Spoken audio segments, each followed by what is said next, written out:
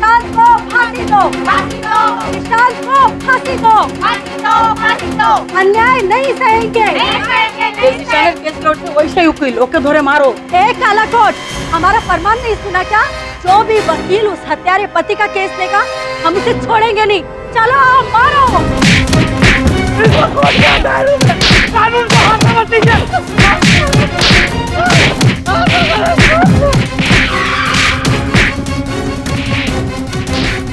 अरे रुकिए, रुकिए, रुकिए! ये क्या कर रही हैं आप? आपको दिखाई नहीं देता क्या? हमने पहले ही कहा था, जो भी वकील उस मर्डरर हस्बैंड का केस लेगा, हम उसे छोड़ेंगे नहीं।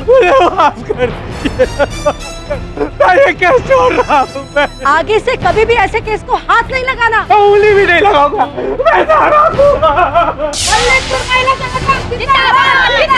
मल्लिकापुर महिला संगठन जिंदाबाद, जिंदाबाद।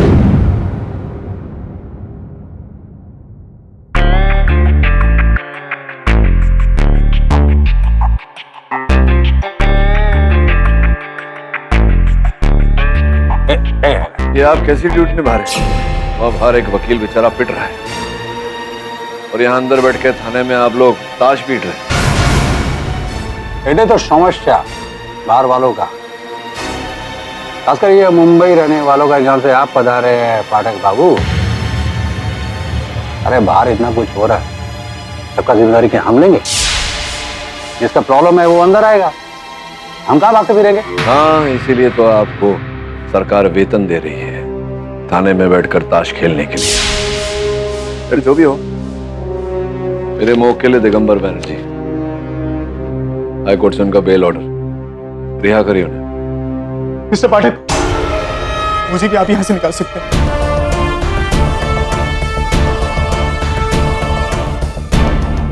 चुप! तुमको भगवान भी अब बाहर नहीं कर सकता है। अरे अपना न्यूली मैरिड वाइफ का मर्डर किया है, इसी को तो फांसी पे लटकाने के लिए बात चर्चा में हो रहा है। सर मैंने आशी को नहीं मारा सर। सर प्लीज एक बार मेरी बात सुन लीजिए सर, प्लीज सर। लेडी, ऐसी गलती मत करना। वो देखा था ना बाहर वकील को कैसे मार मारा था। अगर आज तुम भी इसकी बात सुनोगे ना तो तुम्हारा भी यही हाल होगा।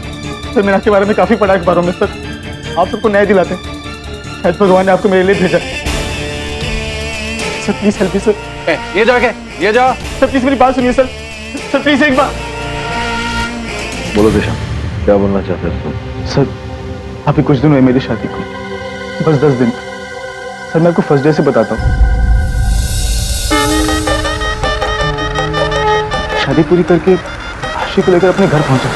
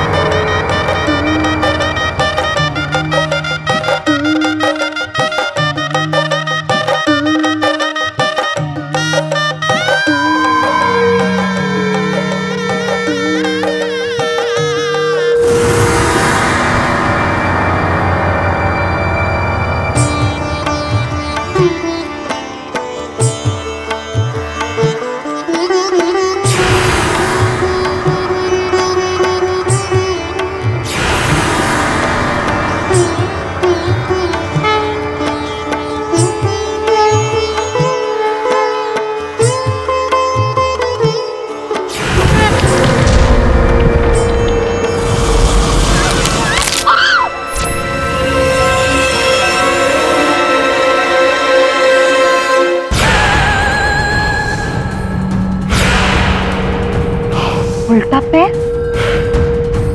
अरे बाप रे, उल्टे पांव तो प्रेतनी के होते हैं।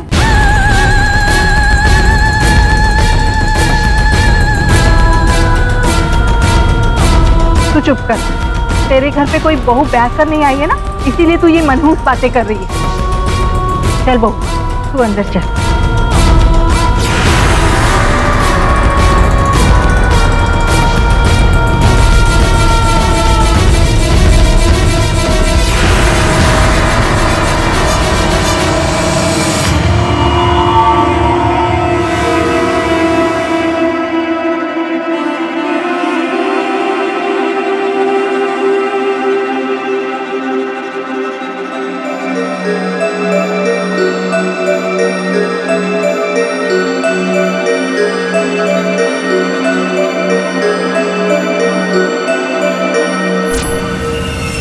सोने जा रहा हूं मैं।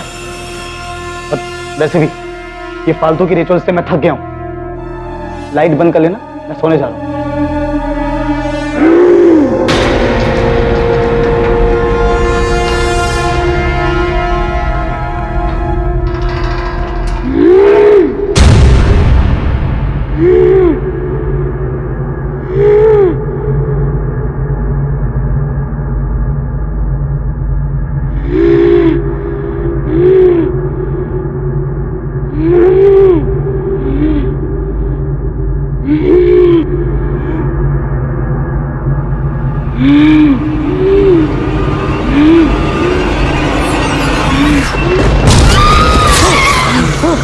चले जाओ मेरे देवो, चले जाओ, चले जाओ। यहां से मुझे सच में लगने लगा कि आशी के साथ कुछ रॉन्ग है, समथिंग अबनॉर्मल। सर, इसके बारे में मैंने अपनी फैमिली को भी बताया। क्यों? ऐसा क्या था आशी के व्यवहार में? कभी कभी बैठे बैठे তোমার পছন্দ তো? আমার চাই, ঠিক আছে। আর আমি হলুদ শাড়িটা আমি পরবো। এক্ষুনি যে একটা পরছি।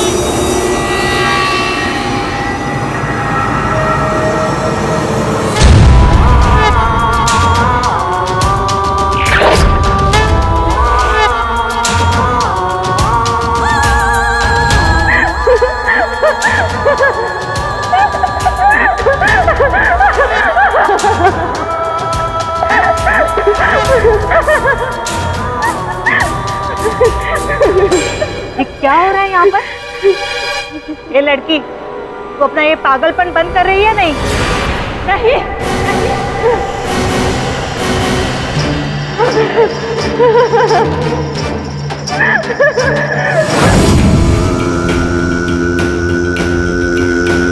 बता, बता कौन है तू और क्यों आई है इस घर में? कौन कौन? इसका खून चाहिए तुझे? तेरा।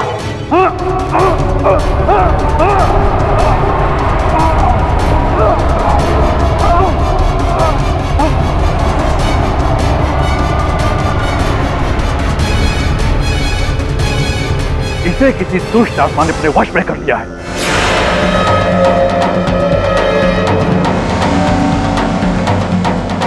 आज मैं जाके शमशान में हवन करता हूं और पता करता हूं ये कौन सी दुष्ट आत्मा है। और हाँ, आने वाले 7 दिन बहुत भारी हैं इस पे।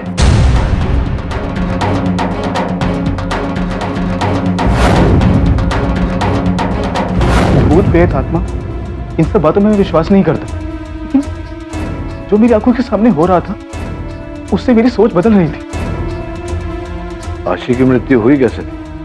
सर, तांत्रिक जिस दिन आया था उसके तीसरे दिन मैं टेरेस पे अकेला सो रहा था, तो आशी नीचे वाले कमरे में।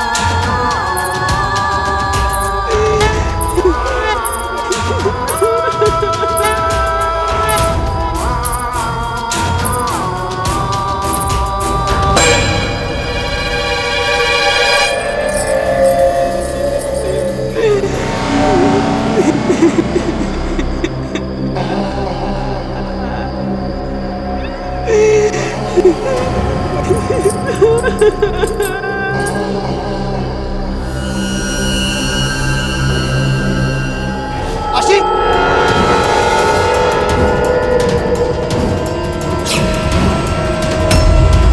आशी,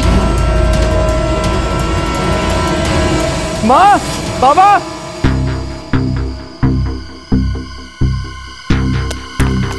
बाबा क्या हुआ बेटा? बाबा, आशी ने ऐसे जम मार दिया। क्या? लेकिन आशी यहाँ पे तो है नहीं।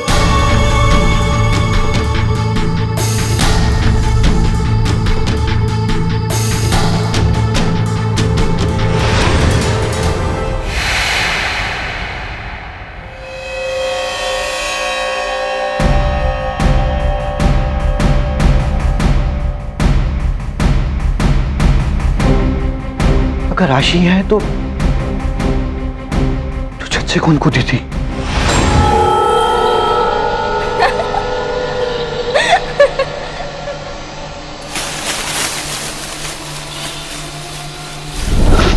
आशी, आशी, माँ, तो कुछ भी नहीं बोल रही।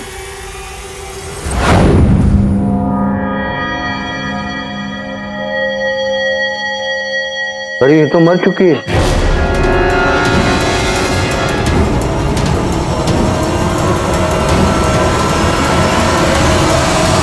सर, मैं अभी तक समझ नहीं पाया कि वो छत से कूदने वाली औरत कौन थी। वो जो भी थी, सर मुझे लगता है आशी को उसी ने मारा। तुम्हारा बीवी का गले में फिंगरप्रिंट तुम्हारा, नाखून तुम्हारा, और तुम कहते हो किसी और ने किया। सर, ये ओपन एंड शट केस है। आपने भूल করছেন, বড্ড भूल। सर नहीं, सर मैं सच बोल रहा हूँ सर। सर कोई भी वकील मेरा केस नहीं लेना चाहता सर। एक हिम्मत करके आया था, वो भी पिट गया। सर ऐसे में आप ही मेरी आखिरी उम्मीद है।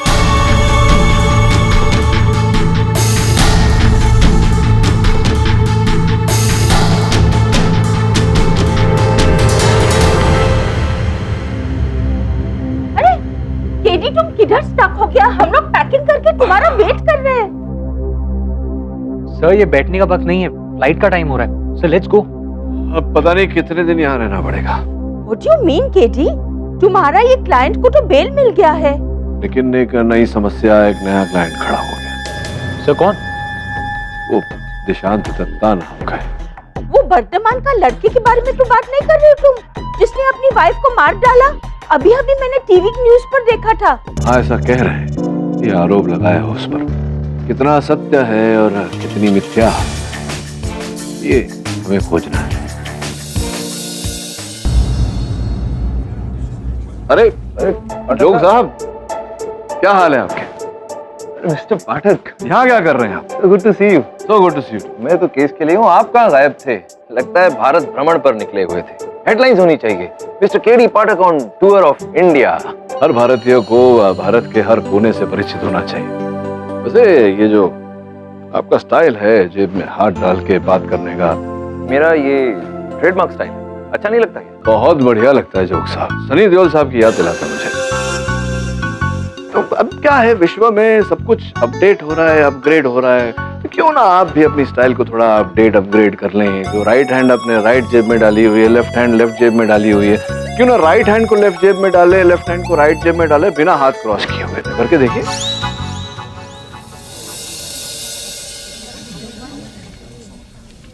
राइट हैंड को लेफ्ट जेब में, इजी है। लेफ्ट हैंड को राइट जेब में, वो तो ये तो हाथ क्रॉस हो रहे हैं। योर ऑनर, सबसे बड़ा प्रश्न ये है कि जिस महिला को दिशांत ने छत से कूदते हुए देखा, वो महिला कौन थी? कोई नहीं थी माय लॉर्ड, कोई महिला नहीं थी वहां पे। झूठ बोल रहा है इनका मुवक्किल। ये तो पाठक साहब के मुवक्किल की बनाई हुई मनगढ़ंत कहानी है। उस रात उस छत पर कोई महिला नहीं थी। अगर कोई था तो वो था दिशांत, जिसने अपनी पत्नी की बड़ी निर्ममता से हत्या कर दी।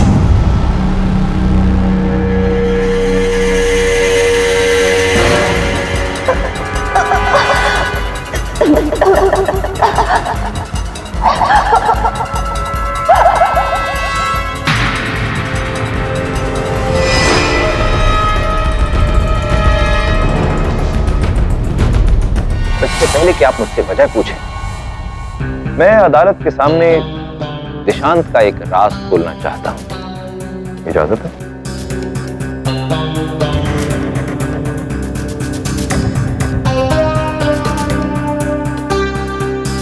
दिशांत, ये फोटो में लड़की कौन है, पहचानते हो? ये करिश्मा की तस्वीर आपको कहां से मिली? भाई, हम यहाँ धूप में बाल सफेद करने नहीं आए। वैसे अदालत के सामने मेरा काम आसान करने के लिए शुक्रिया। माय लॉर्ड, जैसा कि इन्होंने बता दिया कि ये तस्वीर करिश्मा नाम की लड़की की है। करिश्मा और दिशांत कोलकाता में एक ही फर्म में काम करते थे। दोनों में प्यार हो गया, लेकिन एक प्रॉब्लम थी। करिश्मा नॉन बंगाली फैमिली से थी। दिशांत के घर वालों ने इस रिश्ते को अपोज किया और जबरदस्ती दिशांत की शादी गांव की एक लड़की आशी से करवा दी।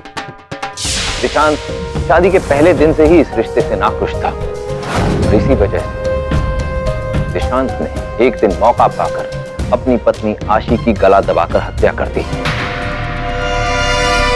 बोलो, मैं सही कह रहा हूं? हाँ, मैं अपनी शादी से खुश नहीं था, पर इसका मतलब ये तो नहीं कि मैं अपनी वाइफ की जान ले लूंगा। मैं जानता था तुम यही दलील पेश करोगे। इनकी इस दलील को काटने के लिए मैं अपने सबसे पहले गवाह को यहां बुलाना चाहूंगा। विद योर परमिशन, विद्या जी को कटहरे में बुलाने की इजाजत दी जाए। इजाजत है। विद्या जी, आप दिशांत के पड़ोस में रहते हैं। प्लीज अदालत को यह बताइए ना कि उस दिन आपने फोन पर दिशांत को क्या बात करते सुना? जज साहब, जिस रात आशी का कत्ल हुआ उसी शाम को मैंने बाड़ी में दिशांत को किसी से फोन पर बात करते हुए सुना। यार, उसका गवार बना बढ़ता ही जा रहा है। मैं उसका गवार बना और नहीं चल सकता। ये कभी तो मन करता है उस देहाती आशी का गला दबा, और कसम से आज रात को उसका गला दबा ही डालूंगा। और योर ऑनर, एग्जैक्टली वही दिशांत ने किया। अपनी पत्नी आशी की गला दबाकर बड़ी बेदर्दी से हत्या कर दी।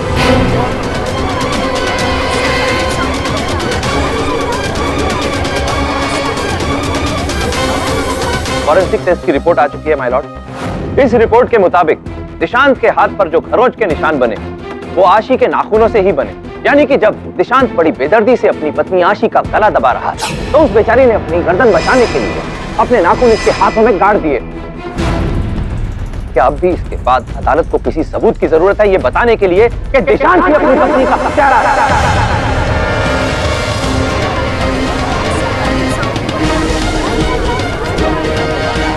आपका पॉइंट ऑफ व्यू क्या है मिस्टर पाठक? योर ऑनर, मैं जोग साहब की बात से सहमत हूं। मैं मानता हूं कि मेरे मुवक्किल के हाथों पर आशीष जी के नाखूनों के निशान पाए गए। ये भी मानता हूं कि आशीष जी के गर्दन पर दिशांत की उंगलियों के निशान पाए गए। किंतु परिस्थिति कुछ और थी योर ऑनर। दिशांत, जरा समझाइए जज साहब को। जी सर, मैं उस दिन आशीष से बात करने उसके कमरे में गया था। आशी, देखो तुम्हारे व्यवहार से सबको डर लग रहा है। तुम्हें हो क्या है? कोई बीमारी है तो हम डॉक्टर को।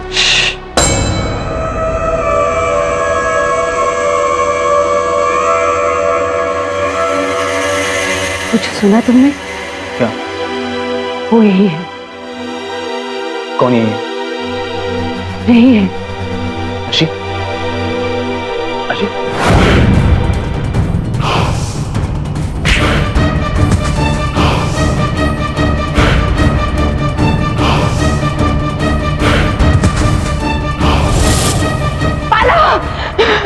मेरे देवो, सब कहानी है माय लॉर्ड, सब कहानी है। मैं पहले भी कह चुका हूँ, मनगढ़ंत बातें हैं, ऐसा कुछ नहीं हुआ था। योर ऑनर, मेरे मन में ये विचार उठ रहा है कि कहानी है क्या, क्योंकि फोरेंसिक की रिपोर्ट आ गई। इनके हाथों पर जो खरोंच के निशान है उसकी जांच हो, किंतु पोस्टमार्टम अभी तक हुआ नहीं है। योर ऑनर, इसके पीछे क्या कारण है? इंस्पेक्टर बॉस, अदालत इस सवाल का जवाब आपसे चाहती है। मिलॉर्ड, हमें थाने में किसी ने फोन करके बताया था कि सुकुमार जी की नवविवाहित बहू मर चुकी है और चुपके से उसको जलाया जा रहा है। मिलॉर्ड, इसके बाद मैं फौरन पुलिस फोर्स लेकर वहां पर गया, बॉडी को कब्जे में लिया, फॉरेंसिक एक्सपर्ट को बुलाया और बॉडी को पोस्टमार्टम के लिए अस्पताल भेजा। तो जब आपने पोस्टमार्टम के लिए आशीष जी के मृत शरीर को अस्पताल भेजा तो पोस्टमार्टम अब तक हुआ क्यों नहीं? ये तो सुकुमार जी बताएंगे। अस्पताल में यही गए थे। कोलकाता से किसी बड़े मंत्री से इन्होंने फोन करवाया था और बॉडी को बिना पोस्टमार्टम के वापस ले आए थे। योर ऑनर, मैं एक धार्मिक इंसान हूँ। धर्म ग्रंथों में साफ साफ लिखा है कि शरीर के साथ चीर-फाड़ करना ठीक बात नहीं है। मैं अपने बहू के शरीर को इससे बचाने के लिए पोस्टमार्टम नहीं चाहता था। अपनी जान पहचान का आपने फायदा उठाया और आशी के मृत शरीर को अस्पताल से आप वापस ले गए। योर ऑनर, संभवतः सुकुमार जी नहीं चाहते थे कि आशी जी का पोस्टमार्टम हो और उसके द्वारा उनकी मृत्यु का असल कारण सबके सामने आए। क्यों ठीक कह रहा हूं मैं? आप किस सच की बातें कर रहे हैं? योर ऑनर, इस विषय पर प्रकाश डालने के लिए मैं आशीष जी के पिताजी मित्रा जी को कटघरे में बुलाना चाहूंगा। इजाजत। मित्रा साहब, आपको आपकी सुपुत्री आशी ने अपने ससुराल से फोन करके क्या कहा था, जरा न्यायाधीश महोदय को बताइए। मेरी बच्ची बहुत रो रही थी जज साहब। यहाँ पे सब मुझे कोसते रहते हैं और सासू माँ तो दिन रात दहेज के नाम पे ताना मारती रहती है। कहती है कि दहेज में ठेंगा लेकर आई है। दुनिया में सबसे गरीब बाप इसी का है। मैं क्या करूं बाबा, मैं क्या करूं? जज साहब, थोड़ी बहुत भूल चूक में आशी को मैंने कभी कुछ कहा होगा, पर दहेज के लिए उसकी जान लेंगे, इस तरह के संस्कार नहीं है हमारे। किंतु आशी ने अपने पिता से आपके बारे में जो कहा था वो बात। देखिए, सास बहू का रिश्ता ही ऐसा होता है, बदनामी का। ना तो मैं या मेरे परिवार में से कोई आशी के मौत का जिम्मेदार नहीं है। उसकी जान तो किसी और ने ही ली थी।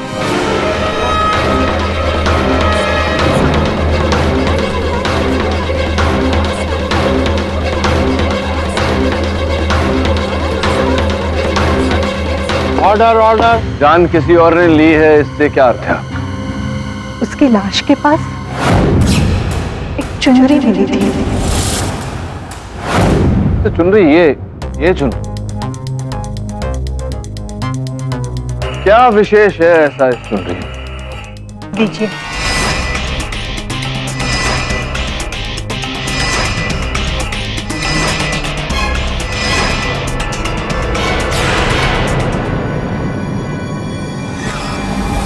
विद्या, कुछ याद आया तुम्हें?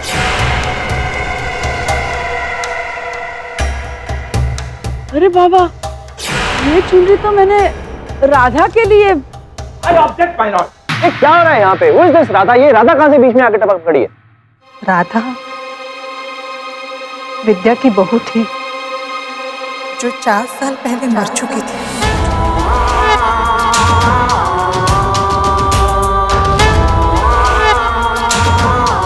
पर रत्ना, ये चुनरी तो राधा की चिता के साथ जल चुकी थी, फिर वापस। वही तो मैं कह रही हूँ ना जज साहब, राधा की चुनरी का मिलना यानी राधा के भूत ने ही आशी को मारा है।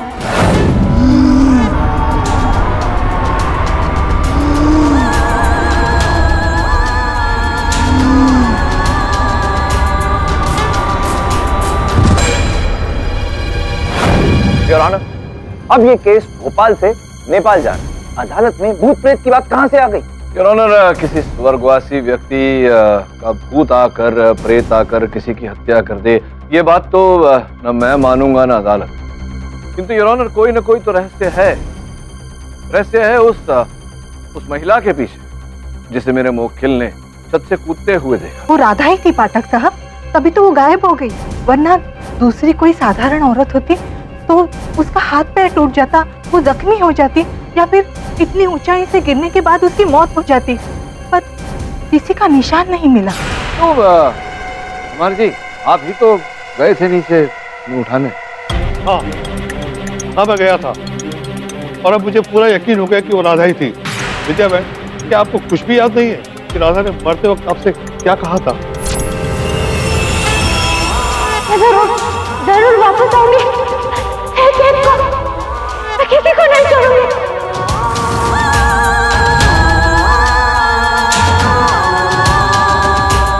उसी की आह लगी है इस गांव को और मेरे घर को। खा गई वो मेरी बहू को। ये सारी बातें तो ठीक है, किंतु आप ये तो बताइए कि गांव वालों ने मारा क्यों राधा? वाह पाठक साहब वाह, सीधे सीधे अपने क्लाइंट को नहीं बचा सकते हैं तो पाठक साहब ने भी अब इनकी कहानी में इनका साथ देना शुरू कर दिया। इस हत्या का आरोप किसी भूत प्रेत के नाम पर बिल फाड़ना शुरू कर दिया। योर ऑनर, जोग साहब समझ ही नहीं पा रहे हैं कि मैं क्यों उत्सुक हूँ राधा की कहानी जानने के लिए। संभव है कि उस कहानी के साथ इस केस की कोई कड़ी जुड़ी हो। ये विद्या से बेहतर और कौन बता सकता है। राधा तो तुम्हारे सपने में भी आती है ना विद्या? मेरा बड़ा बेटा देवाशीष, उसकी 4 साल पहले शादी हुई राधा से। जब उसकी विदाई करके गांव ला रहा था तब डाकुओं ने उन पर हमला कर दिया। 1 महीना बीत गया, दोनों वापस गांव नहीं लौटे। सबको लगा वो मर गए और देवाशीष और राधा का गांव वालों ने अंतिम संस्कार भी कर दिया। उसके बाद लगभग 2 महीने बाद एक दिन अचानक राधा गांव वापस आ गई। दादा ये देवाशीष ठाकुर का घर कहाँ पड़ेगा, बता सकते हैं? कौन? वो देवाशीष जिसे डाकुओं ने उसकी बीबी के साथ मार डाला था, वहाँ पे? नहीं दादा, उसकी बीबी मरी नहीं है, मैं ही हूँ देवाशीष जी की पत्नी। दादा, पूरे गांव में हंगामा मच गया, पंचायत भी बिठाई। राधा ने सबको समझाने की कोशिश की कि वो मरी नहीं। डाकुओं के चुंगल से जब भाग रही थी, गड्ढे में गिरी और चोट से उसकी याददाश्त चली गई। कितने दिनों तक वो जंगल में यूं ही छुपती रही और जब उसकी याददाश्त लौट आई तो वो वापस गांव चली आई। लेकिन पंचायत मानने को तैयार नहीं। पंचायत ने कहा जिसका अंतिम संस्कार हो चुका है वो शास्त्रों के अनुसार मर गई, इंसान नहीं प्रेतनी है वो। झूठ बोलती, मारो से। लाठियां बरसाए उसे मार डाला। कोई बचाओ मुझे, कोई मुझे बचाओ। तो सब हंसते लो। हाँ, मैं जरूर वापस आऊंगी। मैं किसी को नहीं छोड़ूंगी, मैं किसी को नहीं छोड़ूंगी। उसके बाद गांव में कुछ भी अच्छा नहीं हुआ। जसाब, मैं अपने घर की बात बताती हूँ। जब भी मैं अपने छोटे बेटे आशीष की शादी के बारे में बात करती हूँ, मुझे सपना आता है राधा का। मेरा घर नहीं बसा तो मैं किसी और का घर नहीं बसने दूंगी। कान से मार डालूंगी।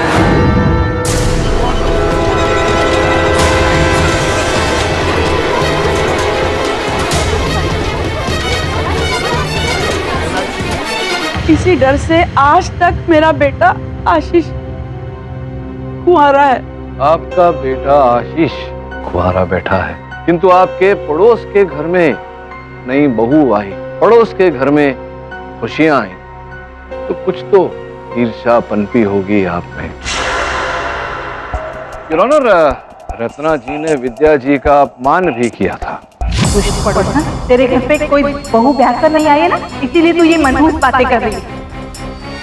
संभावना है कि जब नई बहू आई तो इन्होंने अपनी मृत बहू राधा की कहानी के आड़ में एक योजना बनाई। फिर इन्होंने निशांत को अपनी प्रेमिका से फोन पे वार्तालाप करते सुना। उनकी योजना को अंजाम तक पहुंचाने का अवसर मिला इन्हें और ये रात को आशी के कमरे में गई और वहां जाकर इन्होंने आशी का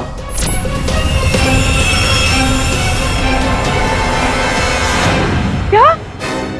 नहीं, मैं उस रात आशी के कमरे में गई नहीं थी। विचित्र बात है, आप आशीष जी के कक्ष में गई नहीं तो फिर ये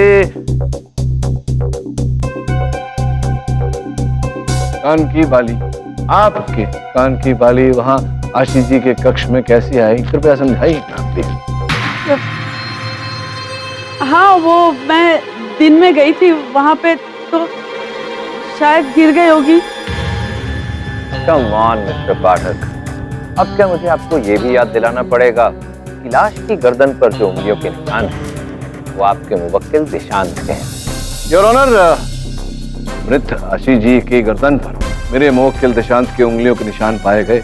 इस तथ्य के साथ एक और तथ्य है, मेरे मुवक्किल का कथन कि उन्होंने छत पे से एक महिला को कूदते हुए देखा और वो महिला जिस छत से जिस पेड़ की ओर कूदी थी उस पेड़ की दूसरी ओर विद्या जी का घर है ना? मतलब आप ये कह रहे हो कि मैं इस उम्र में छत से पेड़ पर कूदूंगी और बचूंगी? अरे वो मैं नहीं थी, आप लोग मानते क्यों नहीं कि वो राधा थी? उसी ने आशीष की जान ली। मानना होगा नादान।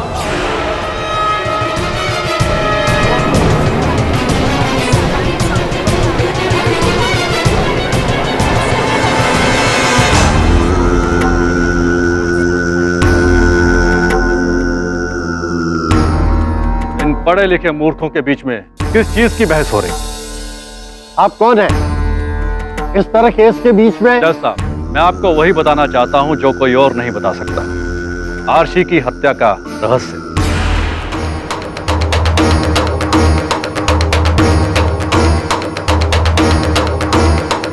I object my Lord. अब ये कौन ढोंगी बाबा है? सावधान मूर्ख!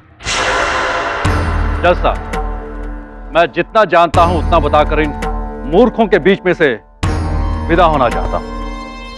जज साहब, भोगा बाबा का हमारे परिवार के साथ पुराना नाता है। दुख विपत्ति में उन्होंने हमेशा हमारा साथ दिया है।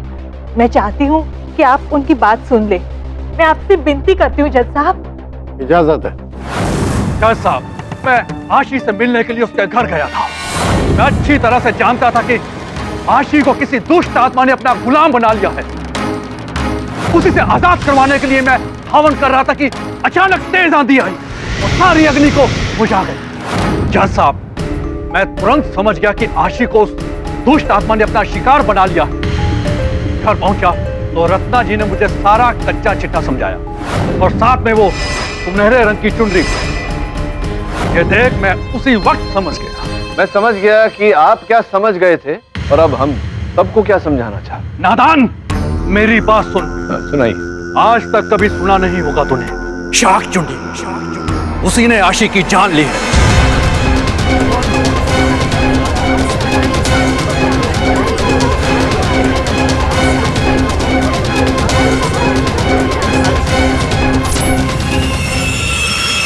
शाक चुंडी एक हकीकत है जज साहब।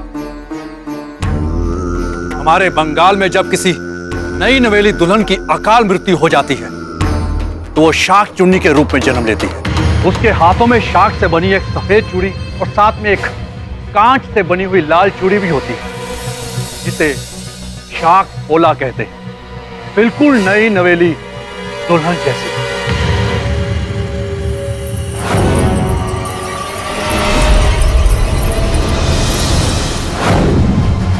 जज साहब, मुझे याद है उस रात जिस लेडी को मैंने छत से कूदते देखा था, उसने भी ऐसी चूड़ियों का जोड़ा पहन रखा था।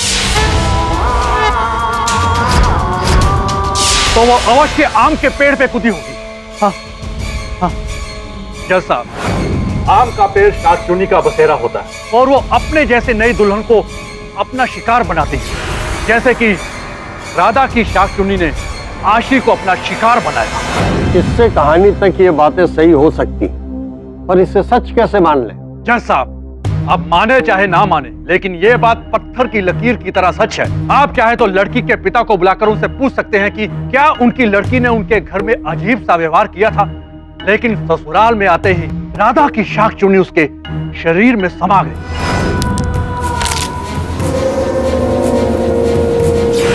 उल्टा पैर, इसीलिए वो प्रेतनी की तरह व्यवहार करने लगी थी।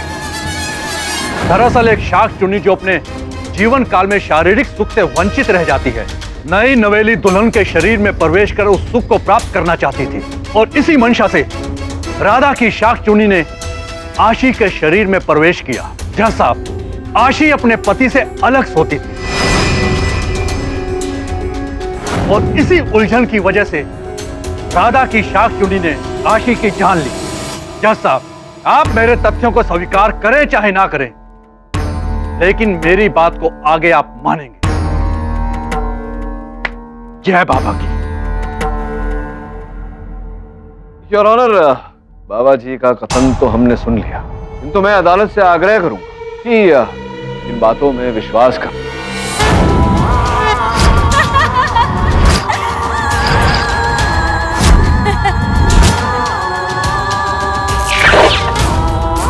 सर्वप्रथम तो हमारे संविधान के खिलाफ। जज साहब, मेरा डर सही निकला। शाक चुन्नी उस घर में भी है और इस अदालत में भी।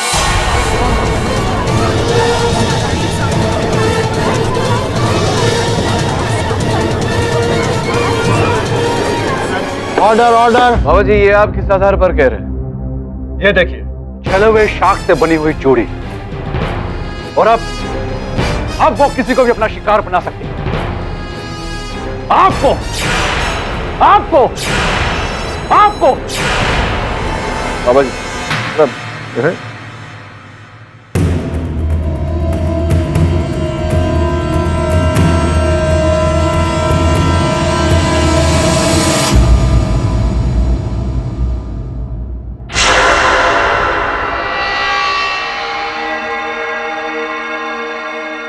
पर है बहुत खूबसूरत।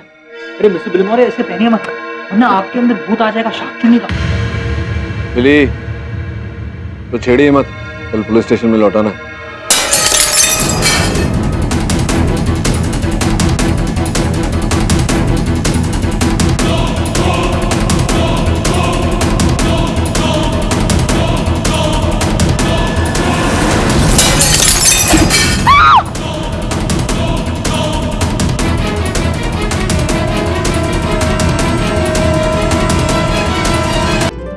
अरे आपके मुंह में घी शक्कर, बात को पक्का ही समझिए। रत्ना किससे बातें कर रही? आपको भी मुबारक हो, दिशान की शादी लगभग तय हो गई है। शादी? और किस सिचुएशन में? वो जब से दिशान का केस केडी पाठक लड़ रहे हैं ना, तब से सब लोग कह रहे हैं कि वो जल्द ही छूट जाएगा। केडी कभी केस हारते नहीं है ना, और लड़की कोई पराई नहीं है। वो अपनी रोमा, उसकी छोटी बहन साधना, दोनों बहनें जेठानी देवरानी बनकर रहेंगी। और रोमा के मायके वाले वो आशी के बाप की तरह कंगाल नहीं है, दिल खोल के दहेज देंगे, जैसे रोमा की शादी में दिया था।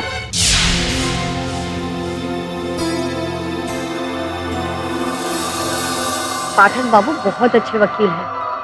देवर जी जल्द से जल्द छूट जाएंगे। इसी बात का तो डर है मुझे। क्यों? ये सब बातें तुम्हारी समझ के बाहर। इतने टाइम से अपने खड़ूस बाप को समझा रहा हूं कि दुर्गापुर की जमीन बेच, मुझे नया बिजनेस शुरू कर। पर इसमें से आधा हिस्सा तो देवर जी का है ना? देवर की नानी, इसी बात पे तो मैं मरा जा रहा हूं। दिशान तभी जेल में, यही वक्त है कि जमीन बेच के सारी दौलत हड़प ले। उस बुड्ढे का भी मुझे ही कुछ करना होगा।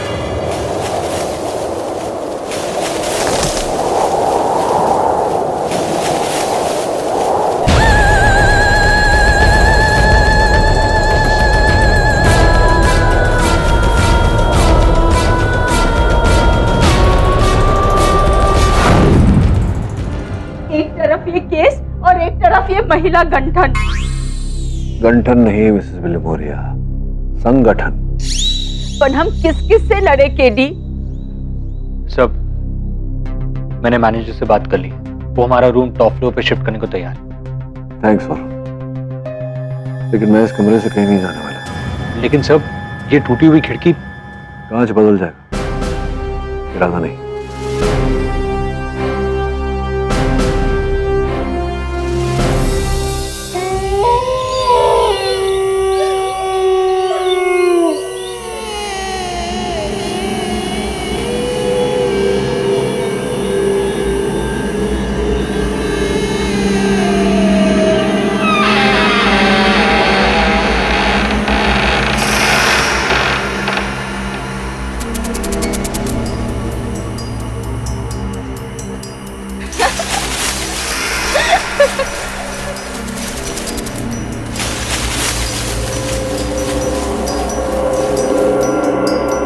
अजय उठे ना, वो आम का पेड़ अपने आप हिल रहा था।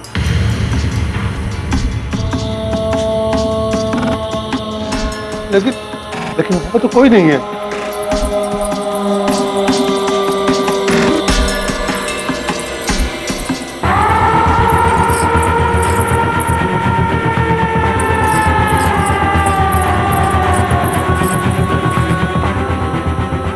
हे भगवान, वो राधा की शाकचुन्नी।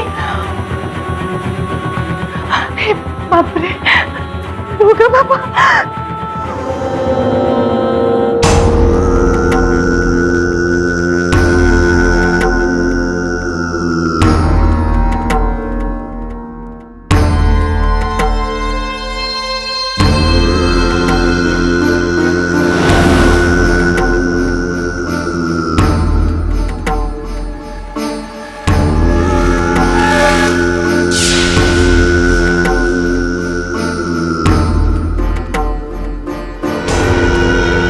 और बूढ़ी बाबा, ये किसकी शाखा चूड़ी?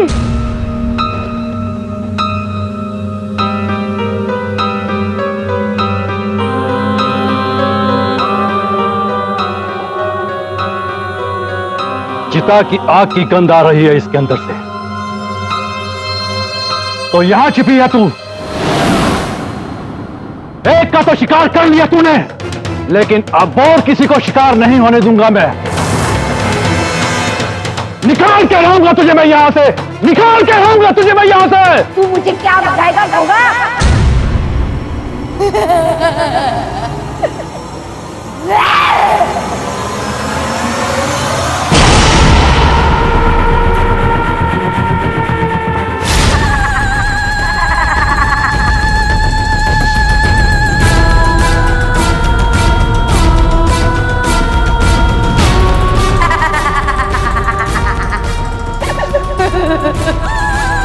रोमा,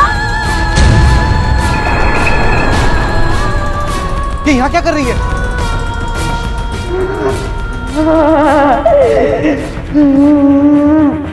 रोमा ये क्या कर रही हो? पागल हो गई हो कि तुम? चलो अंदर चलो। और रोमा, राधा हूँ, शाकचुन्नी राधा।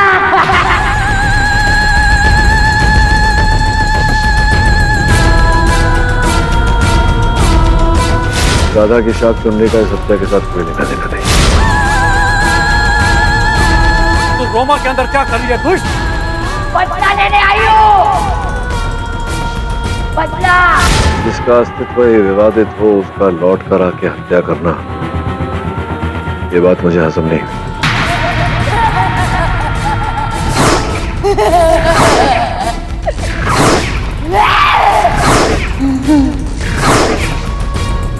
ये अवश्य किसी मनुष्य का कार्य है।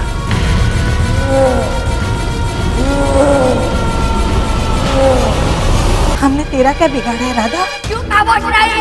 जो वो सारे गाँव वाले जब मेरे गर्दन से मार रहे थे, उसी खामोशी का बदला मैं रोज आशी के पूछ नहीं किया। और अब इसे भी नहीं छोड़ूंगी, मार डालूंगी इसे भी। बाबा, बाबा कुछ कीजिए, मैं और एक बहू नहीं खोना चाहती बाबा। किसकी हिम्मत है? किसकी हिम्मत है जो मुझे रोकेगा? मैं जाऊंगी और इसे भी अपने साथ लेके जाऊंगी।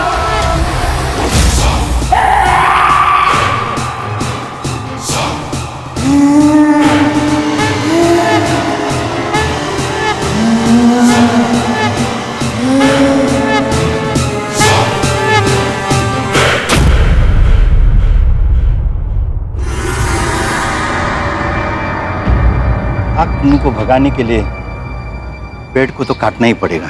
तो काटे? अरे भाई रुको, ये अच्छे खासे हरे पेड़ को क्यों काट रहे हो?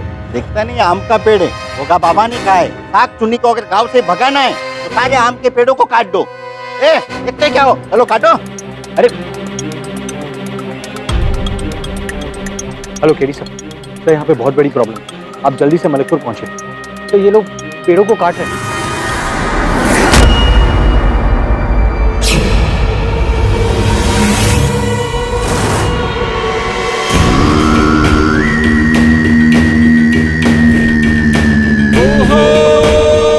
आज के बाद तू कभी नहीं रहेगी यहाँ, क्योंकि मैं तेरे इस बसेरे को ही उजाड़ने जा रहा हूँ।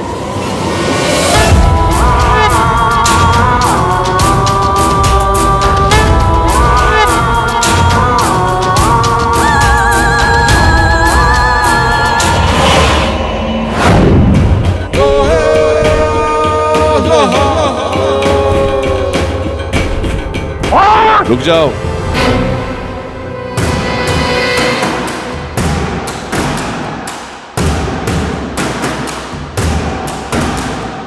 आपको पता नहीं इस स्वस्थ वृक्ष को काटना अपराध है कानूनन? वो होगा बाबा उस चुड़ैल राधा की शाक चुन्नी, उसे भगाने के लिए ये पेड़ काट रहे पाठक साहब। ये शाक चुन्नी भ्रम मात्र है, ऐसा कुछ होता नहीं है वास्तविकता में।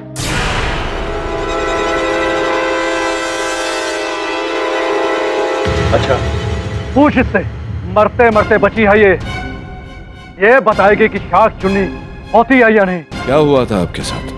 सर वो मैं रात को अचार पैक कर रही थी। आप ये कार्य अकेली कर रही थी या आपकी सास भी? नहीं नहीं सर, मेरी सासू माँ को सरसों के तेल से एलर्जी है, तो वो इस काम से दूर ही रहती है। ये काम तो मैं अकेले ही कर रही थी।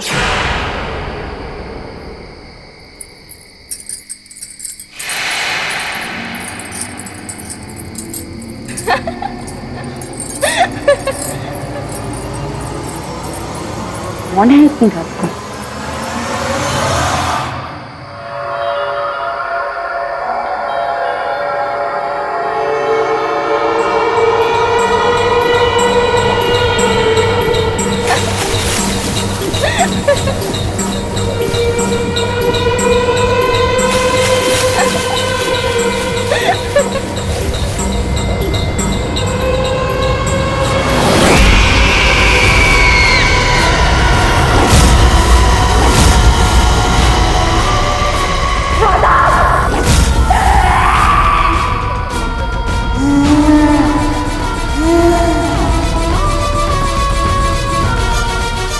इसके बाद क्या हुआ मुझे कुछ भी पता नहीं। होश आया तो मैं अपने कमरे में थी। आप सब लोग यहाँ ऐसे? क्या हुआ है मुझे? अगर होश आया तो ये सब बता रहे कि राधा की शाकचुन्नी मेरे अंदर घुस गई थी और मुझे मारने की कोशिश कर रही थी। मैंने आपकी अदालत में पहले ही कह दिया था वो शाकचुन्नी राधा अपना नया शिकार ढूंढ रही है। काल भैरव ने इस बार तो बचा ली, लेकिन शाकचुन्नी राधा को मार देना आसान काम नहीं है। काटने तो मुझे इस पेड़ को। वो शाकचुन्नी राधा यहीं रहती है। कि मैं अदालत से ऑर्डर लेकर आया, जो भी यहाँ और एक भी पेड़ काटेगा तुरंत गिरफ्तार किया जाए। तो आप लोग सोच लीजिए क्या करना है, पेड़ को छोड़ना है या गिरफ्तार होना है। रहने दीजिए भोगा बाबा, हमें नहीं जाना है जेल।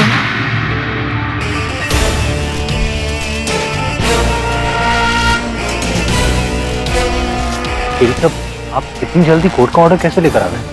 कोर्ट का ऑर्डर नहीं, चिट्ठी मैंने खुद टाइप की थी। चल मानिकपुर पुलिस स्टेशन जाना है। मेरा ठीक कहा था ना रानी हमारा होगा।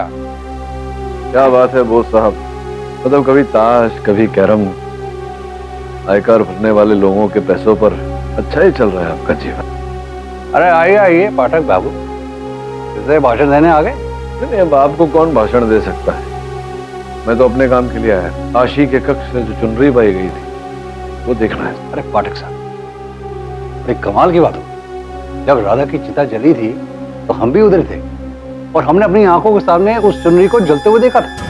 और फिर वही चुनरी वापस, हमें लग रहा है कि निशांत निर्दोष है और आशी का गला उसी की शाकचुन्नी राधा ने दबाया। वो साहब आप अपनी बुद्धि को क्यों ढकेल रहे हैं, छोड़िए ना, मंगवाइए जरा चुनरी।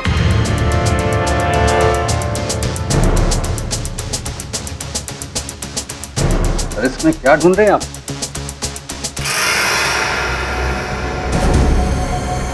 इस समय तो मुझे यही जानना है कि ये चुनरी बनाई किसने। तो इस पर कोई दर्जी का लेबल नहीं लगा हुआ। आप ये बताइए बोस साहब मुझे कि यहाँ आसपास इस इलाके में कितने दर्जी की दुकान हो? अरे दुकानें कितनी भी, आप क्या करेंगे जान के? अरे यार राधा की चुनरी राधा जाने ना। ऐसा नहीं है बोस साहब, क्या है कि राधा पर जब डाकुओं ने हमला किया उसके 3 महीने पश्चात वो गांव लौटी और कहानी ये है कि गांव वालों ने उसे प्रेतनी समझकर उसे मारा पीटा, उसकी हत्या की। और आप ही ने बोला था कि उसे जला दिया था चुनरी समेत। तो अगर चुनरी जल गई थी फिर ये चुनरी देखिए, इस पर कोई दाग नहीं, कुछ नहीं, बिल्कुल नई जैसी। तो स्पष्ट है कि किसी ने बनाया है।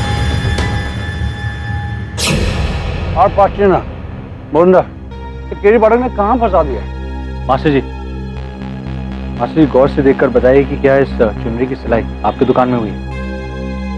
ना दादा, हमारे यहाँ चुनरी की सिलाई नहीं होती है, हमारे यहाँ जेंट्स का कापड़ ही बनता है। शुक्रिया। चलून सर।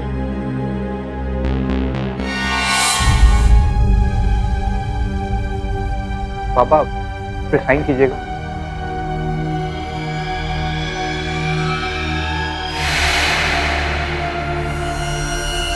ये भी।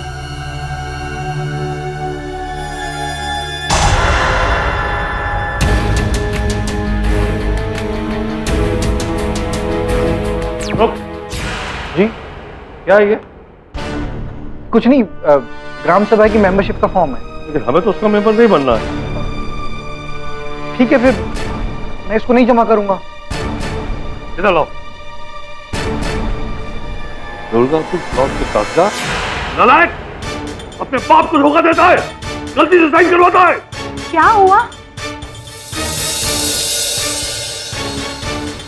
ऐसा दिन दिखाने से पहले भगवान ने हमें मार क्यों नहीं दिया?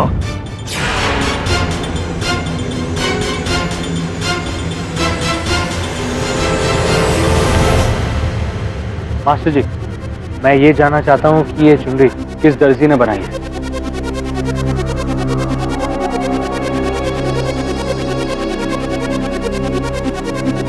मैंने तो नहीं बनाया, लेकिन इसकी सिलाई देख के मैं आपको बता सकता हूँ कि ये काम किसने किया है। किसने? ये देखिए, एक टाँके और दूसरे टाँके के बीच में जो फासला है ना, ऐसा चालू छाप काम करने वाला पूरे मल्लिकपुर में एक ही दर्जी है, जिसका नाम है करीम खान कटोरा। ये चुनरी तुमने सी है? देख। याद नहीं आ रहा। क्यों? क्या प्रॉब्लम है? हम जाने हैं कि ये चुनरी का ऑर्डर दिया किसने। अब इतना जेहन में कौन याद रखता है? हमने तो कपड़ा सिया और बस। हमारा ना जबान सीधे गए हम। याद करो, नहीं तो पढ़ना नहीं याद रहते अभी। बताता हूँ सर, बताता हूँ।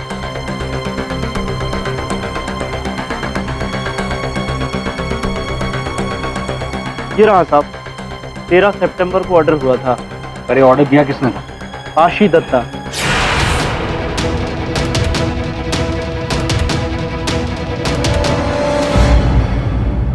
हाँ साहब, मुझे अच्छी तरह से याद है। आशी जी शाम में आई थी मेरी दुकान पर। भैया, मुझे एक चुनरी बनवानी है। नीचे राधा लिखा होना चाहिए और उसके ऊपर छोटी सी बांसुरी।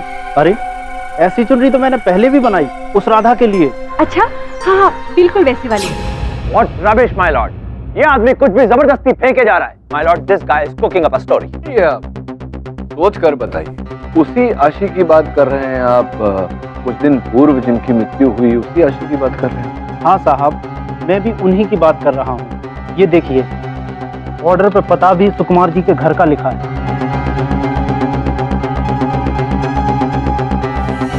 My lord, अब पता नहीं ये खिचड़ी पका रहा है यहाँ, इसकी मदद से पाठक साहब ये खिचड़ी पका रहे हैं अपने क्लाइंट को बचाने के लिए। क्यों पाठक साहब? आपके प्रश्न का सीधा सीधा निवारण है, परिवार से पूछते हैं।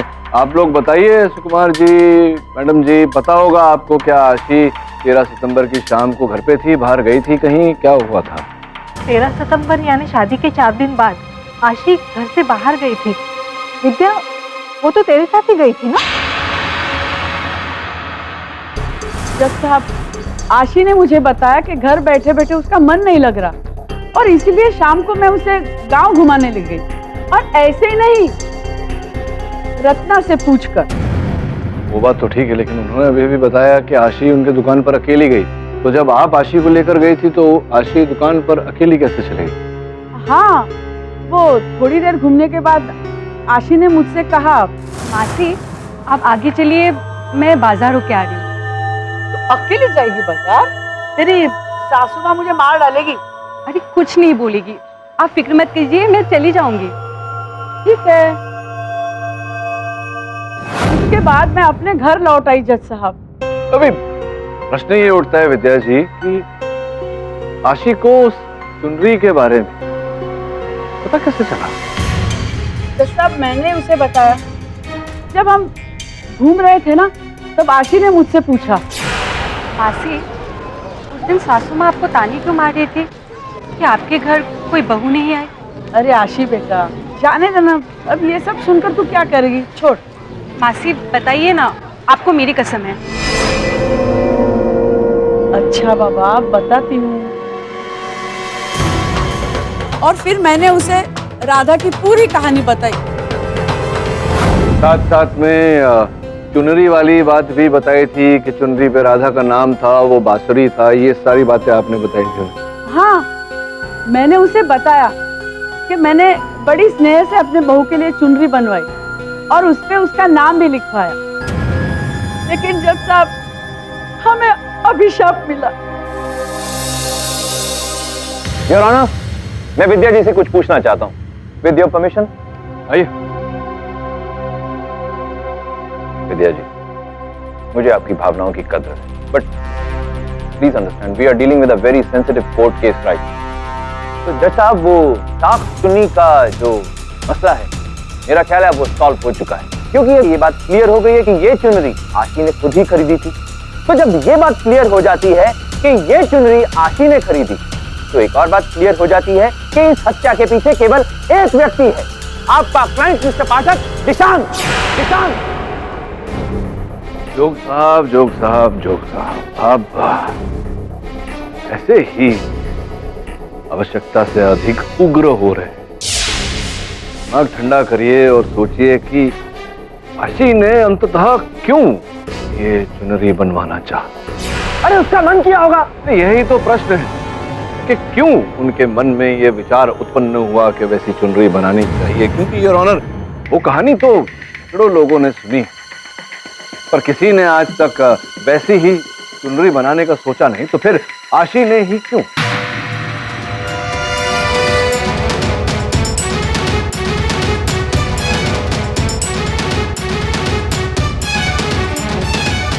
योर ऑनर, अपनी बात व्यक्त करने से पहले अगर आप मुझे अनुमति दें तो मैं सौम्य मित्रा जी को कटघरे में बुलाना चाहूंगा। इजाजत। मित्रा साहब, आशी के स्वभाव के बारे में, उसके व्यक्तित्व के बारे में संभवतः आपसे अधिक और कोई नहीं जानता होगा। आपसे जानना चाहता हूं, क्या कभी उसके व्यवहार में आपने कुछ असामान्य अनुभव किया? मिस्टर पाठक, मित्रा साहब अदालत को पहले भी ये बता चुके हैं कि मायके में कभी भी आशी के साथ ऐसी भूत प्रेत जैसी कोई घटना घटित नहीं हुई। नहीं, मैं भूत प्रेत की बात नहीं कर रहा हूँ जोग साहब, मैं घटनाओं की बात कर रहा हूँ। क्या आपको मित्रा साहब कभी कोई ऐसी घटना आशी के साथ घटी हो, या उसने कुछ कहा हो आपसे जो आपको एकदम अद्भुत लगा हो, विपरीत लगा हो, विचित्र लगा हो? एक बात है, आशी को बचपन से मैंने देखा। ये फ्रॉक तो तुम्हारी बहुत अच्छी है। अच्छा, मैं ना अपने बाबा से कहूंगी कि वो ना इस होली पे तुम्हारी जैसी फ्रॉक ले आए मेरे लिए। आशी बेटा, तुम किससे बात कर रही हो? पूछने पर बताती थी कि उसकी कोई सहेली है। उस अनदेखे से बात करते हुए मैंने उसे शादी से पहले भी देखा था, पर उसकी सहेली को कभी नहीं देखा। मित्रा साहब, ये बताइए, आशी की माताजी का निधन कब हुआ? आशी तो सिर्फ 1.5 साल की ही थी जब ही उसकी माँ टीबी की बीमारी से चल बसी। योर ऑनर, पहले मेरे मन में संदेह था, किंतु अब वो संदेह विश्वास में बदल गया है। किस बात का विश्वास हो गया? विश्वास इस बात का जोग साहब कि आशी की हत्या किसी ने नहीं की है योर ऑनर। आशी ने स्वयं की जान ली, आत्महत्या, case of suicide.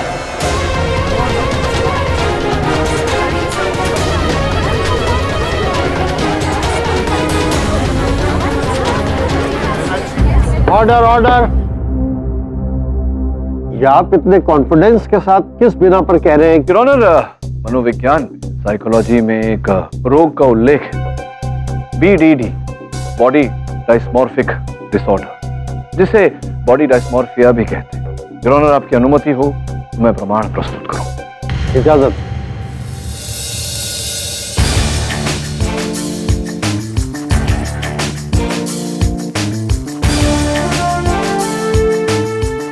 Your honour, जैसा कि आप देख रहे हो, इस रोग के चलते इस रोग से पीड़ित व्यक्ति को अधिक अकेलेपन, सूनेपन का आभास होता है। जैसा कि आशी के पिताजी ने हमें बताया, बहुत ही छोटी उम्र में आशी ने अपने माताजी को खो दिया। आशी के पिताजी दिन भर खेत में काम करते थे और अपनी मजदूरी कमाने के चक्कर में आशी के पास कोई नहीं था जिसे वो अपनी मन की बात बोल सके। इसी कारण आशी ने एक काल्पनिक सहेली बनाई, जैसा कि अक्सर BDD के रोगी करते हैं यार। और समय के साथ साथ वो काल्पनिक बात, वो काल्पनिक मित्र, वो काल्पनिक सहेली वास्तविकता में बदल जाता है यार। कल्पना और वास्तविकता के बीच की लकीर धुंधली पड़ जाती है, रोगी उसी को सत्य मानने लगता है। योर ऑनर, विवाह के पश्चात जब आशी मायके से अपने ससुराल आई, अन्य लोगों के बीच,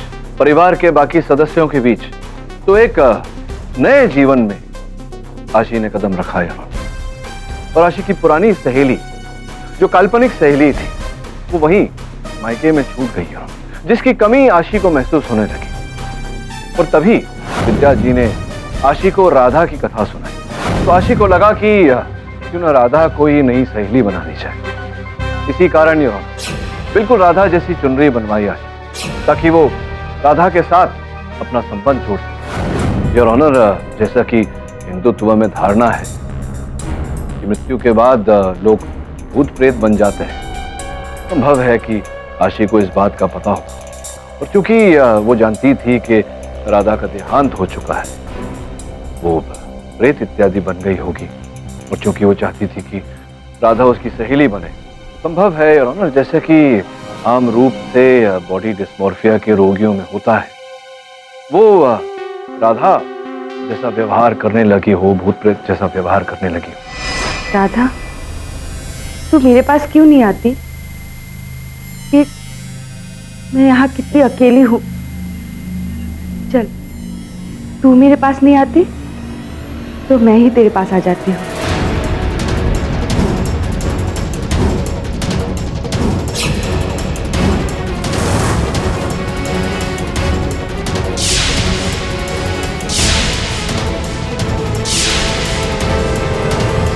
संभवतः यही दर्दनाक सत्य है आशी की मृत्यु का।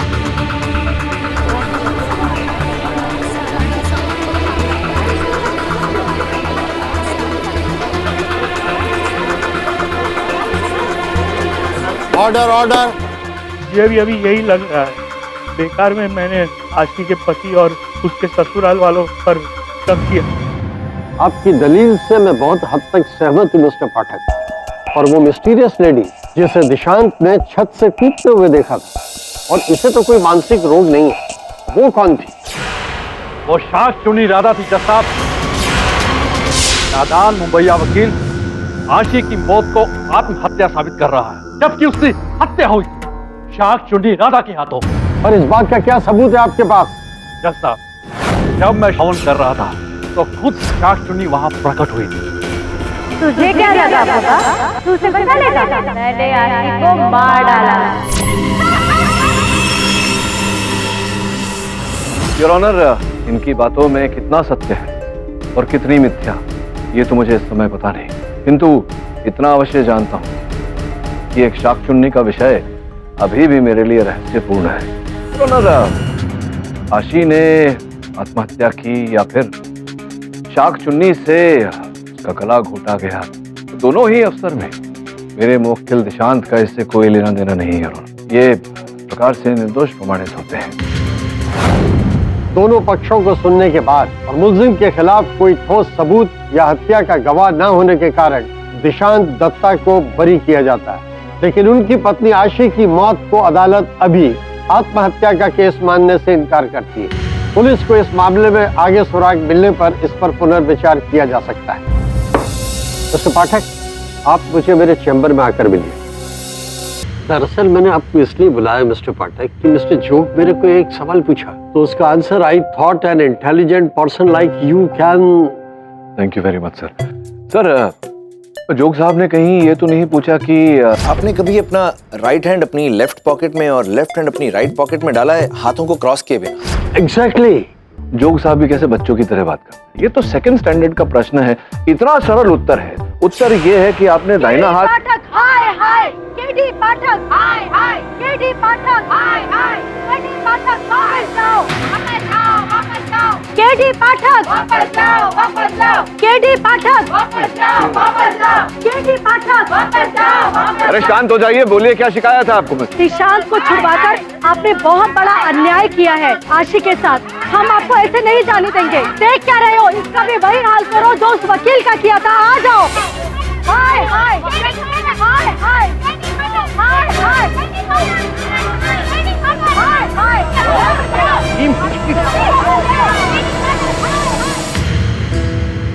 जेल का खाना खा के कितना दुबला हो गया है मेरा बेटा।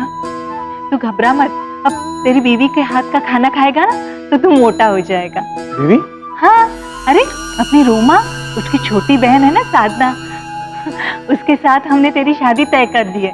माँ प्लीज, एक तो आशी की डेथ के बाद मैं शादी के मूड में बिल्कुल नहीं, और दूसरा अगर मैं शादी करूंगा तो सिर्फ करिश्मा से। वो पंजाबन? अरे साधना हमारी जात की है और साथ में इतना दहेज भी। प्लीज ये सब बातें मेरे सामने मत करो। और अगर आप सबको पैसों में तोलना चाहती हैं तो मैं आपको एक बात बता दूं, करिश्मा अपने करोड़पति माँ बाप की इकलौती बेटी है। दहेज के नाम पे चाहे वो कुछ ना दे और देना भी नहीं चाहिए, कल को वो सारी संपत्ति किसकी होगी। एनीवेज, मुझे इन सब बातों से बिल्कुल फर्क नहीं पड़ता।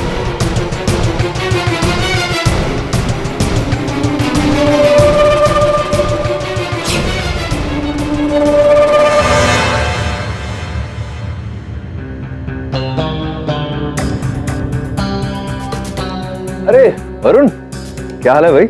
All good. तुम लोग मुंबई वापस कब जा रहे हो? कल 9:30 बजे की फ्लाइट। 9:30? मैं भी उसी से जा रहा हूँ, फ्लाइट जेट। जी।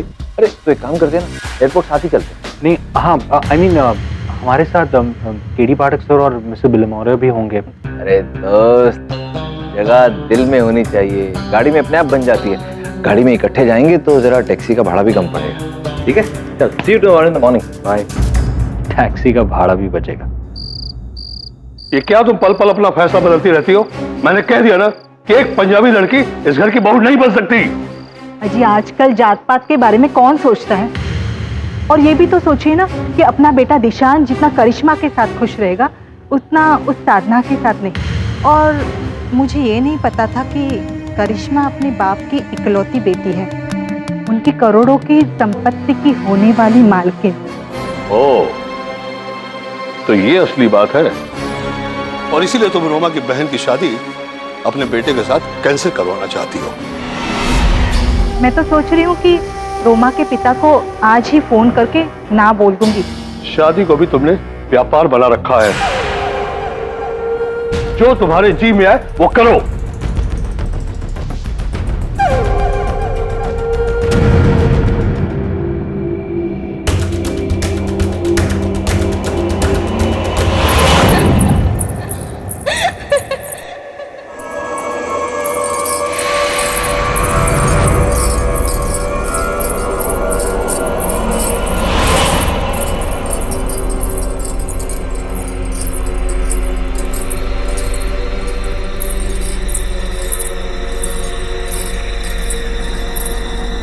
इतनी रात गए, कमरे के बाहर से आवाज कैसी?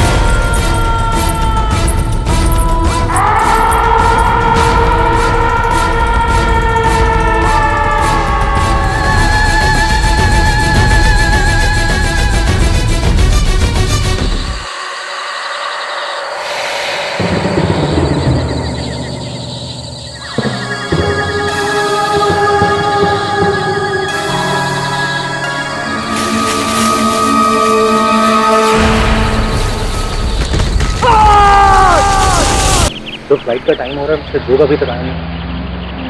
एक्सक्यूज मी, तो जोग अपने कमरे में? सर मिस्टर जोग अपने कमरे में नहीं है। जब मैं सुबह ब्रेकफास्ट सर्व करने गया तो किसी ने अंदर से दरवाजा नहीं खोला, और जब मास्टर किसी डोर ओपन किया तो देखा अंदर कोई नहीं था। और उनका सामान? हाँ सर, सामान वहीं पर था और उन्हें होटल का बिल भी नहीं भरा। हमने पुलिस को इन्फॉर्म कर दिया सर। Thank you. कौन?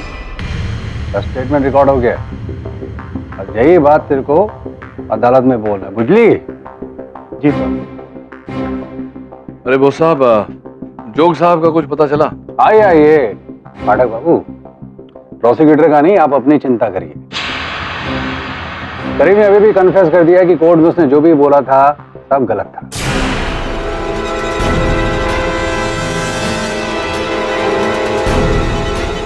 और इस चुनने का ऑर्डर आशी ने नहीं, आपके क्लाइंट निशात ने दिया था।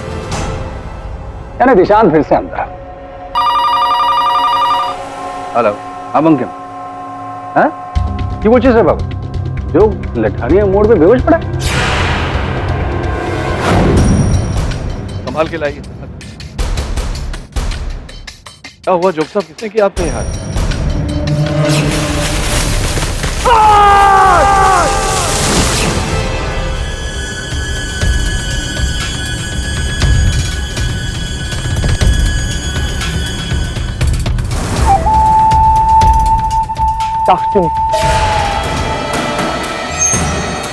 अस्पताल ले जाइए भाई, जल्दी संभाल।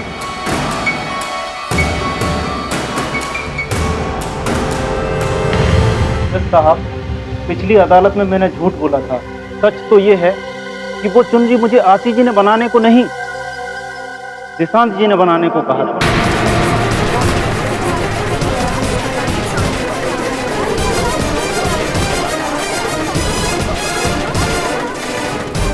दिशांत जी ने मुझे पैसे का लालच देकर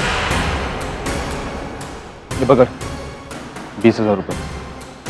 और सुन, किसी को पता नहीं चलना चाहिए ये काम करने को मैंने तुझसे कहा। तो ऑर्डर देने वाले में किसका नाम लिखूं? आशिका लिख दे, मेरी बीवी। उसी को तो ऊपर पहुंचाना है। सर ये झूठ बोला है सर, मैंने ऐसा कुछ नहीं किया सर। माय लॉर्ड, झूठ करीम नहीं, झूठ बोल रहा है दिशांत। सबूत के तौर पर ये रहे वो 20,000 रुपए जो दिशांत ने करीम को दिए। हाँ साहब, यही पैसे थे, मैंने संभाल कर रखे, खर्च नहीं किए। तो सोचने वाली बात तो ये है करीम भाई कि आपने स्वयं माना कि पिछली सुनवाई में आपने अदालत में झूठ बोला था। हमें कैसे पता कि अब जो आप बोल रहे हैं वो सच है या झूठ है? चलिए जो भी, अचानक आपका ये हृदय परिवर्तन हो गया, क्या कारण है इसके पीछे? साहब, वो मेरे सपने में आई थी। कौन? दीपिका पादुकोण? प्रियंका चोपड़ा? नहीं साहब, वो राधा की साख चुन्नी।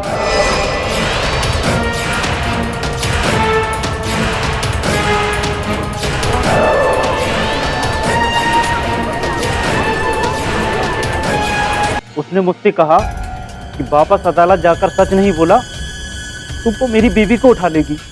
योर ऑनर, इसी से पता लगता है कि ये झूठ बोल रहे हैं। राधा की शाख चुन्नी भला इनके सपने में क्यों आई? चलिए बताइए बताइए, सच क्या है? किसने पैसे दिए आपको? मैंने बताया ना, दिशांत जी। दिशांत ऐसा कर ही नहीं सकता। क्यों नहीं कर सकता मिस्टर पाठक? परिस्थिति को समझिए जोग साहब। दिशांत तो पिछली अदालत में बरी हो गया था और फिर आपको वो दिखाई दी शाख चुन्नी, या शाख चुन्नी के भेष में कोई। अब ये सोचिए कि शाख चुन्नी के भेष में कोई महिला आपको भयभीत करने क्यों आई? वो इसलिए योर ऑनर, क्योंकि ये शाख चुन्नी की धारणा जो है, इससे व्यक्ति के अंदर भय पैदा होता है और इस भय के कारण सबसे अधिक लाभ जिसका होता है वो है भोगा बाबा। लेकिन इसमें मेरा क्या फायदा है? जानकारी के अनुसार ये शाख चुन्नी के भय से गांव वालों ने जितने आम के पेड़ काटे वो सब आपको दक्षिणा में दे दिए और आपने आसनसोल की उस फर्नीचर कंपनी को वो सारा बेच दिया माल, बहुत सारा धन कमाया। केवल इतना ही नहीं, नव्य नवेली दुल्हन को जो आप शाख चुन्नी के प्रकोप से बचाते हैं, का भी तो धन प्राप्त होता है आपको अच्छा खासा। अगर ये स्रोत बंद हो जाए तो कहां से आएगा आपका धन?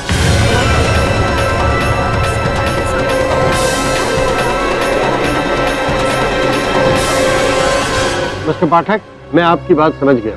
यहाँ केस असली और नकली शाख चुन्नी का नहीं बल्कि आशी के कत्ल का चल रहा है। क्या आपके पास कोई ठोस सबूत है जिससे आप ये साबित कर सके कि तांत्रिक भोगा बाबा ने आशी की हत्या की है? योर ऑनर, इस केस की आगे पुष्टि करने के लिए मैं दिशांत के बड़े भाई निशांत को कटघरे में बुलाने की अनुमति चाहता हूँ। निशांत, जानकारी के अनुसार जो दुर्गापुर वाली जमीन है आपके पिताजी की, उनके कागजात पर आप जबरदस्ती आपके पिताजी से हस्ताक्षर लेने का प्रयास कर रहे थे, ठीक कह रहा हूँ मैं? पर ये सवाल आप मुझसे यहाँ क्यों पूछ रहे हैं? क्योंकि आपके भाई साहब पर हत्या का आरोप लगाया है, समय आ गया इस बात को सार्वजनिक करने का। वो इसलिए योर ऑनर क्योंकि आशी की हत्या का पहला संदेह दिशांत पर गया। अब सोचने वाली बात कि दिशांत को दंड होने से सबसे अधिक लाभ किसका होता? दिशांत का। पूरी धन संपत्ति, पूरी जायदाद इनके नाम हो जाती जो ये बेचना चाह रहे हैं, और छल से इन्होंने उस जमीन के कागजात पर अपने पिताजी के हस्ताक्षर भी ले लिए। किंतु योर ऑनर उसी समय दिशांत बरी हो, तो इन्होंने एक और ही योजना बनाई। जा करके करीम को ये रुपए दिए अपने भाई को फंसाने के। और ऑनर, मैंने करीम को कोई पैसे नहीं दिए और ना ही आशी के मर्डर में मेरा कोई हाथ है।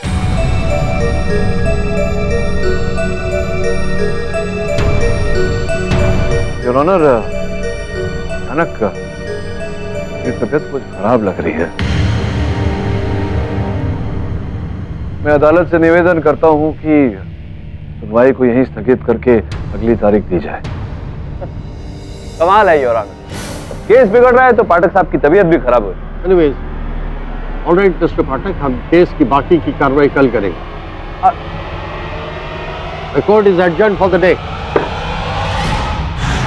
मैं समझा नहीं साहब, मैं झूठ। हाँ, मैं जान गया हूं कि तुझे पैसे किसने दिए और क्यों दिए थे। अब उसकी आधी सजा तो तुम्हें भुगतनी पड़ेगी करीम। सही साहब। एशॉन, केडी पाठक है, केडी पाठक। एक बार मुजरिम तक पहुंच गया ना, अंदर करके ही मानता है। ठीक बोला ना पाठक बाबू? गलती हो गई साहब, मुझे जेल मत भेजो साहब। ठीक है, तो फिर तुम्हें वैसा करना पड़ेगा जैसे मैं कहूँगा। जी साहब।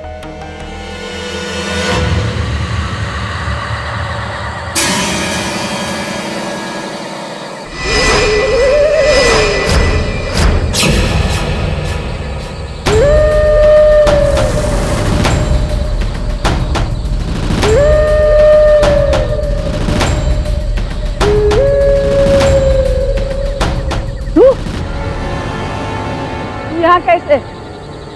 वो रत्ना माँ जी के कपड़े सिए थे, वो देने आया था।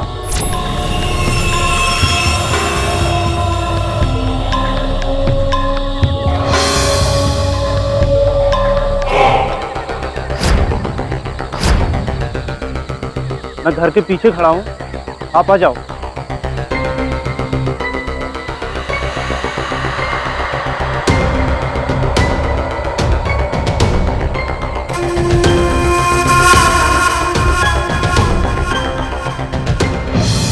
मुझको और पैसा चाहिए।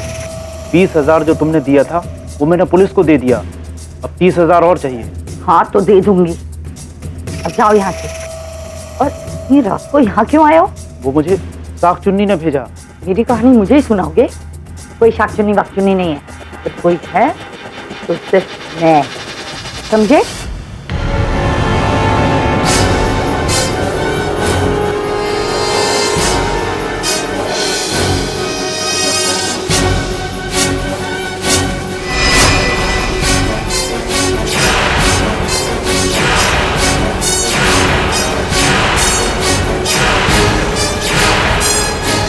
सही कहा तुमने, अगर शाख चुन्नी है तो वो तुम ही हो रोमा।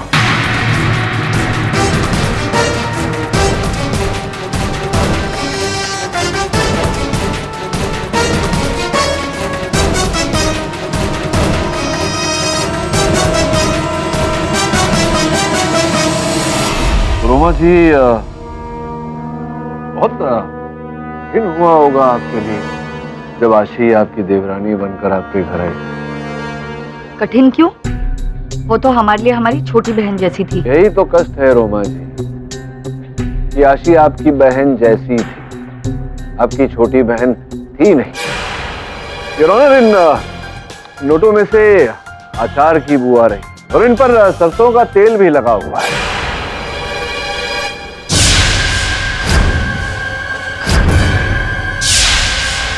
क्यों? इनकी सास रत्ना भी तो। इन्हें तो सरसों के तेल से एलर्जी। सरसों का तेल तो आप लगाती हैं रोमा जी, और बाकी का कार्य मेरे लिए करीम साहब नहीं कर दिया। और ये अपनी देवरानी का कत्ल क्यों करेंगे? वो इसलिए योर ऑनर क्योंकि रोमा जी नहीं चाहती थी कि आशी इनकी देवरानी बनकर घर में आए। योर ऑनर, जो ये चाह रही थी वैसा हो नहीं रहा था, तो साधना को लाने की इनका आशी को रास्ते से हटाना आवश्यक था, जो आपने किया।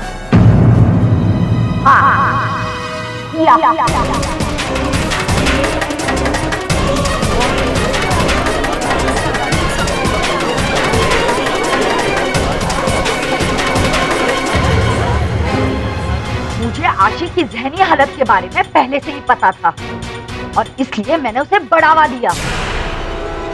मैं हर रोज उसके दूध में जड़ी बूटी मिलाती थी जिससे वो पागलों जैसी हरकतें करे और उसकी हालत और खराब हो। ये अजीब अजीब हरकतें देख के सब लोगों को लगा कि वो पागल हो गई है और उसमें भूत आ गया है। वो खुद ही मानने लग गई वो राधा बन चुकी है। हाँ, और ये राधा का खेल खेलने के बाद में जब सब लोगों को आशी के व्यवहार से चिंता होने लगी, तब आपने अपने हुक्म का इक्का फेंका, राधा की चुनरी से उसका गला घोटा। तो क्या फर्क पड़ता है हाँ कि आशिक खून उस शाक चुन्नी ने किया या उसने आत्महत्या की? वैसे भी उस लड़की में इस दिशांत को तो कभी इंटरेस्ट था ही नहीं, कभी कोई रुचि नहीं थी, उसका मरना ही सही था।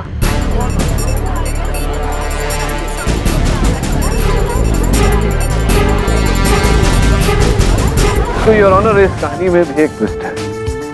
रोमा ने अपनी देवरानी आशी की हत्या तो की, किंतु ये चाहती थी कि इनकी बहन, छोटी बहन साधना का ब्याह दिशांत से हो, तो ये नहीं चाहती कि इस आरोप दिशांत को दंड हो।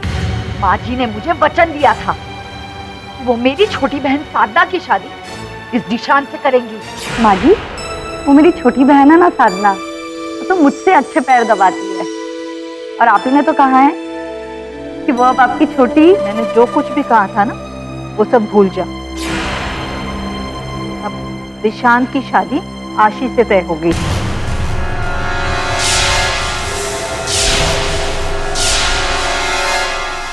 पर उन्होंने अपना वचन एक बार नहीं बल्कि दो बार तोड़ा। मैं तो सोच रही हूँ कि रोमा के पिता को आज ही फोन करके ना बोल दूंगी। माँ जी ने फिर से साधना मतलब मेरी छोटी बहन के साथ इस दिशांत का रिश्ता तोड़ दिया, तो मुझे गुस्सा आ गया और इसलिए मैंने निश्चय किया कि मैं उसे फिर से फंसाऊंगी। और मैंने करीम को पैसे दिए कि गवाही बदलने के लिए, ताकि दिशांत फंसे। मेरा मकसद कामयाब हो। एक मिनट माय लॉर्ड, मुझे भी कुछ पूछना है। वो जो शाख सुनी मुझे मिली थी वो क्या थी? उत्तर दीजिए जोग साहब के प्रश्न का। मैं बस आपको डरा के रोकना चाहती थी ताकि ये केस आगे बढ़े,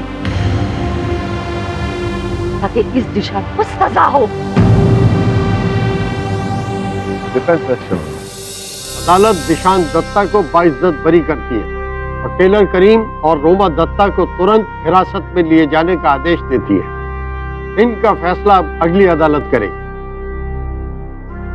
केस इज क्लोज। अरे आप कहाँ चले? क्यों? अरे आपने वो पहली पूछी थी ना, कौन सी? वो राइट हैंड लेफ्ट पॉकेट में और लेफ्ट हैंड राइट पॉकेट में हाथों को क्रॉस किए बिना। How is it possible? It is not possible. तो फिर आपने पूछा क्यों था? अब जोग साहब क्या है कि जब कोई नन्हा बालक आपको इरिटेट करे तो उसे ऐसी उलझन में व्यस्त कर देना चाहिए जिससे वो बाहर निकल ना पाए और आप अपना कार्य कर सके। प्रणाम करता हूँ आपको और आपको भी। और भी दिलचस्प कहानी देखने के लिए हमारे चैनल को सब्सक्राइब करें और बेल आइकॉन दबाना न भूलें।